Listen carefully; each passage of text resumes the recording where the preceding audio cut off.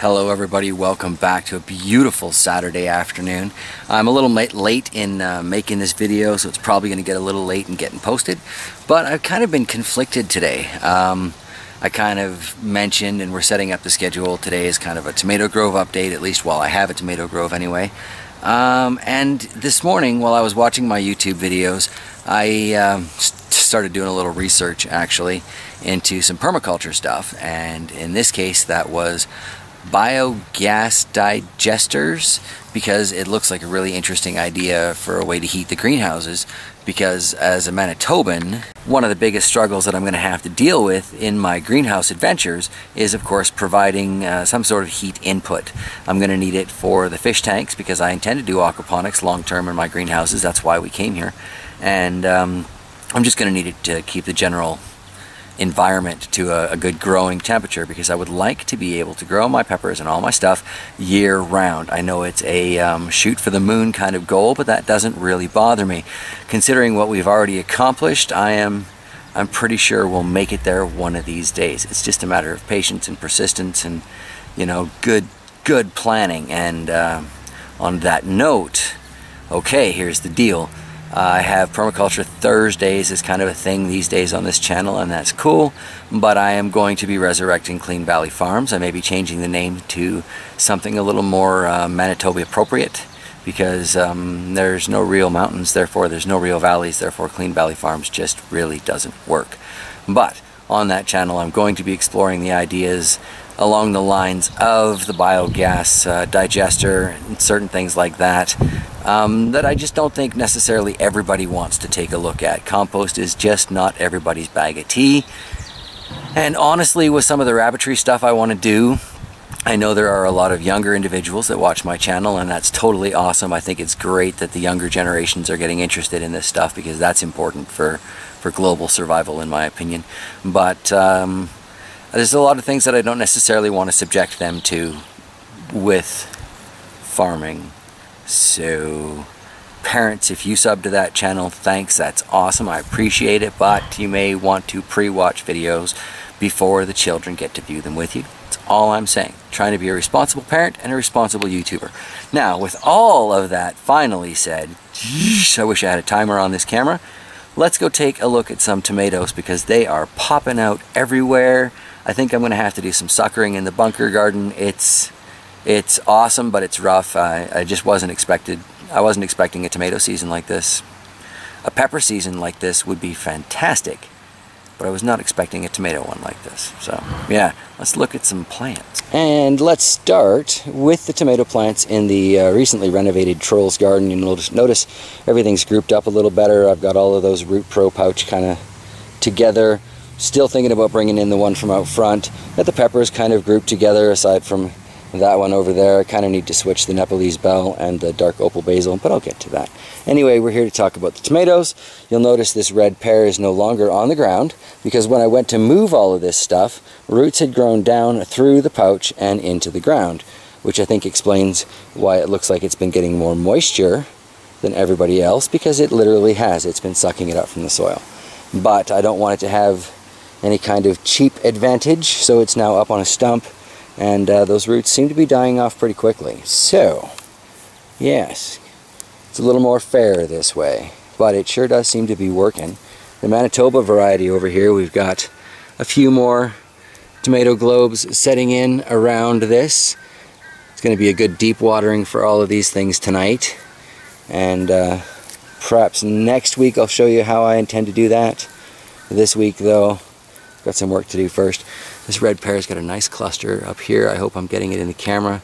So much glare on my viewfinder lens there, but anyway, these tomatoes are doing great. And then of course we've got to look at these ones in the bunker garden, because these guys are forcing me to seriously consider suckering these plants. I mean, they're getting very friendly, growing into each other, which is great and everything, but I want to be able to kind of see what's coming from each of these plants, and there's a lot coming, y'all. Like crazy numbers. We got some tomatoes in there. Hopefully you can see those nicely. Again, I'm having glare issues, but this, what is this variety? Down to the bottom, because there's no way we're going to see it from the top. Billy goat. No, I don't think so. Bush beefsteak improved. Yeah, well, they did something right with their improvements, because this sucker is bushing out and they look like they're going to be a nice beefy tomato. Not necessarily the largest flowers to be found in the grove, but they're plentiful. And if they're not huge, then they're perfect for fried green tomatoes, so that is really exciting to me. Now, we've got this one in the middle, and I moved the stake on this already. This is one of the celebrity hybrids. I got 3 of these growing. This is absolutely first place winner. My shadow is going to interfere with us a bit here as I bench down on the bunker, but let's take a look at that. See those tomatoes? No, you don't. There's a leaf there. Do you see these beautiful... Move, leaf.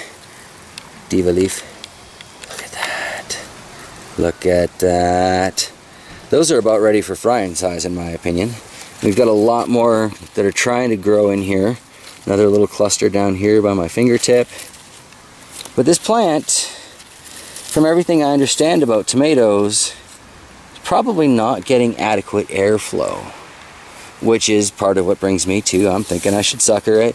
Thinking I should definitely cut some of these leaves back. This one, from the stem to the tip, got to be at least 2 feet. Just like the one along beside it here. Oh, we got another nice cluster on the celebrity right back there. This is a beautiful plant. Sitting down beside it, you know, even sitting up straight, its highest point is up beyond my hat. So this, from its ground point, has got to be at least a 3.5 foot pepper. Never did break 6 feet, but most of it's waist up. Wow, pepper. Did I just say pepper? It's a massive tomato. I think we can tell looking at that. And then what do we got here? Better Boy Hybrid. That's what we're looking at, I believe.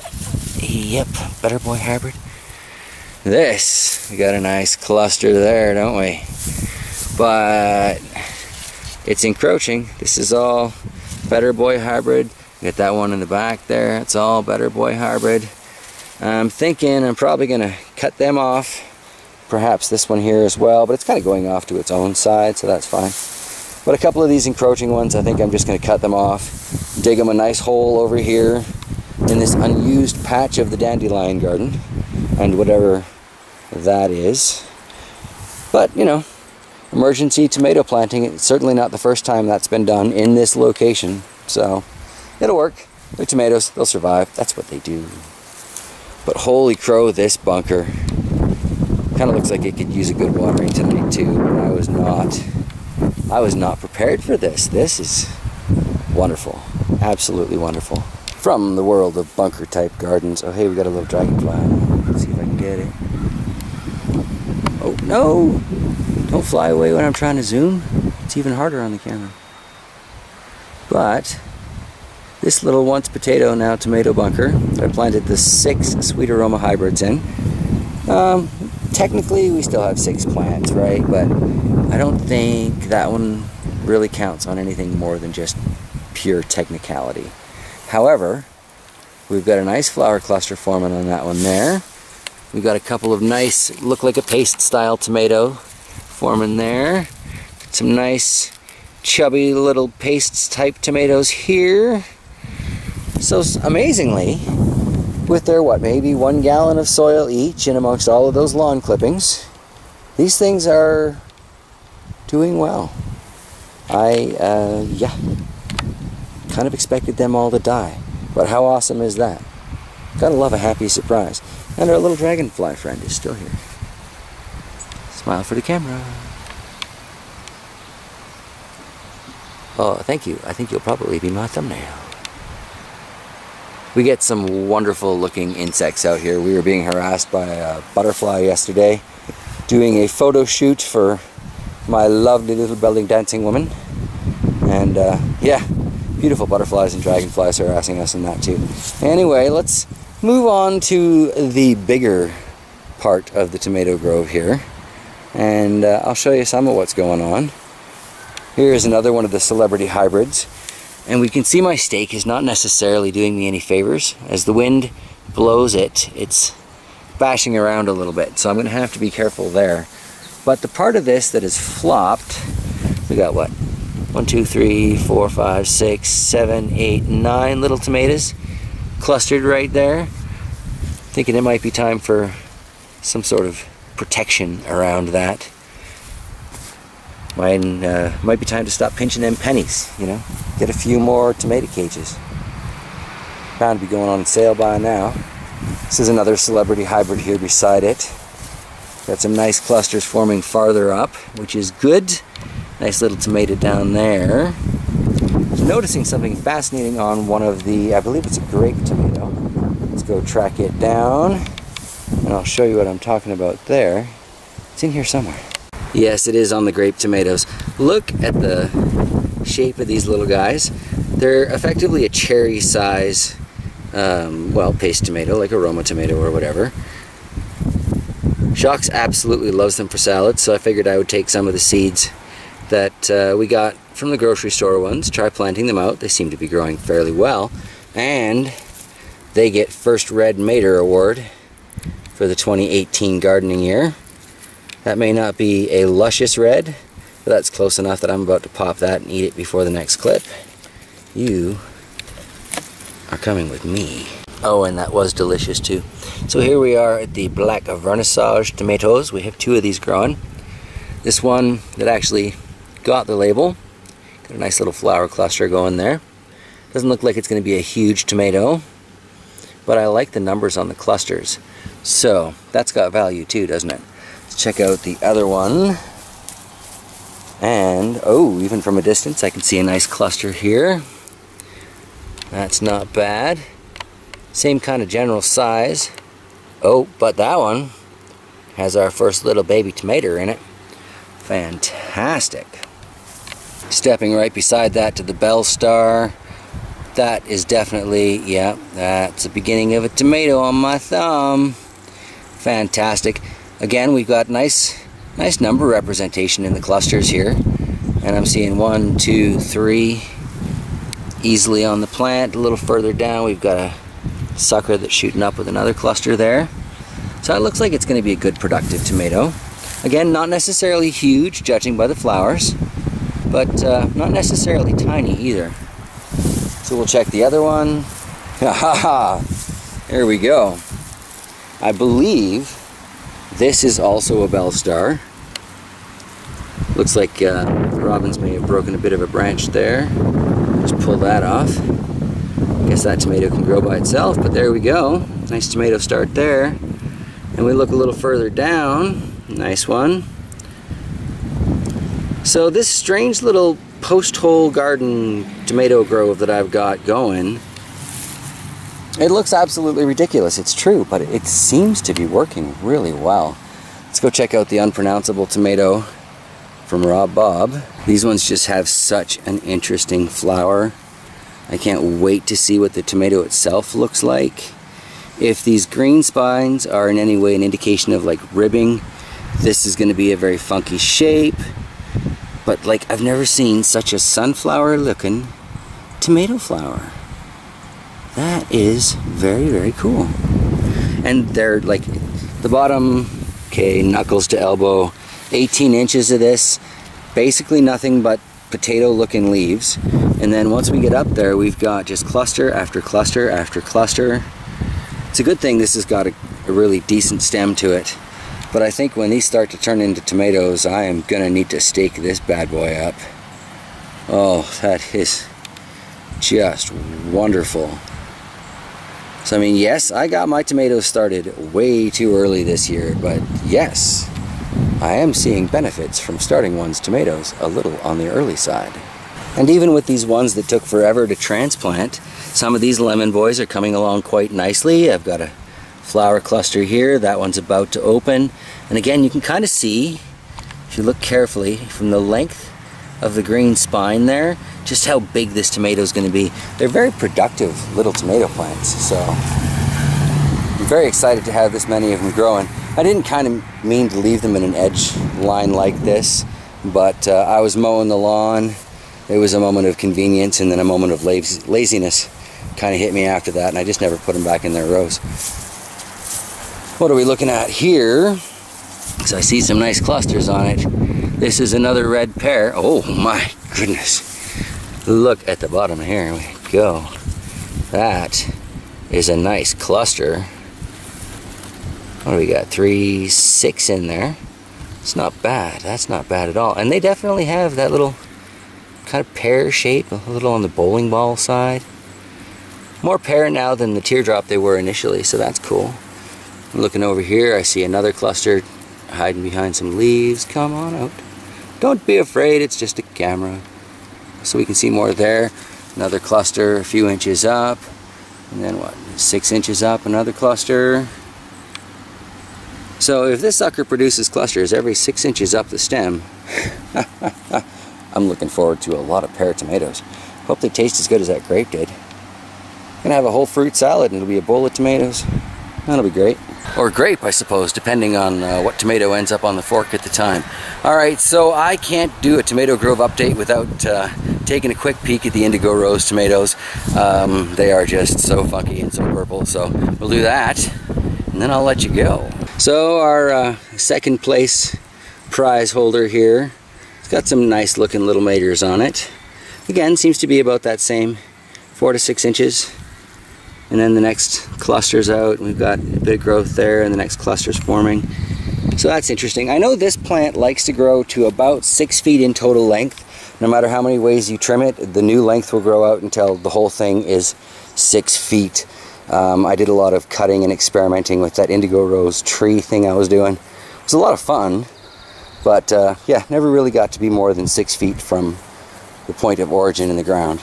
Here is the first place holder for the Indigo Rose. Funky, weird looking little tomato. Curled up leaves. That probably indicates I need to water with something instead of just water. But got a nice looking cluster here. 2, 4, 6, 7, possibly an 8, we'll see.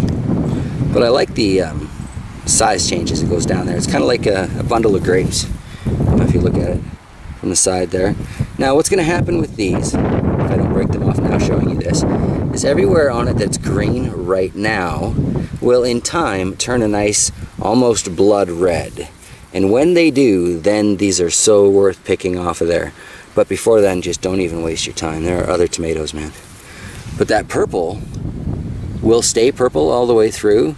And on some of these ones where they've got only just the tiniest green bit, it becomes down to feeling it. But yeah, wait till these babies are ripe on the plant and then you are in for a treat. I guess we'll finish off with the Home Hardware Lemon Boy purchase from this year that is doing the very best it can to redeem that money spent. And we've now got lots of clusters popping off on here. So hopefully this plant can make up for 3 other pepper plants as well. You got an extra $6 to come up with, buddy. I need $8 worth of tomatoes from you. Work it. Other things from that day of purchasing seem to be working out okay though. That zucchini in an urn is just busting all out. I think I caught 6, I think I counted 6 on there earlier today. But one of the flowers has knocked off the end, and I noticed previously growing zucchini that maybe it was just bad luck and bad timing, but if the flower got knocked off, the zucchini itself tended to die from that point and just, well, just not grow. So if anybody is still watching at this point and happens to grow zucchini, let me know if I should harvest that little puppy now or just give it time and it will still grow. And well, thank you for sticking around to this point. I really appreciate the fact that everybody still sticks around. As I said, if you're interested in the more questionable and farm type stuff that could be going on, check out what is currently Clean Valley Farms. As I said, it will be undergoing a name change and kind of a channel uplift, facelift in the next little while. But no, I've come to realize it's an essential part of my long-term goals, and therefore it must be resurrected. So yeah, I am going to work on that. I will see you guys tomorrow when we take a look at the full garden, everything that's growing on around here. And believe you me, there is a lot to see. So yeah, as I've said yesterday, grab a beverage before you sit down for tomorrow's update. All right, I will see you tomorrow.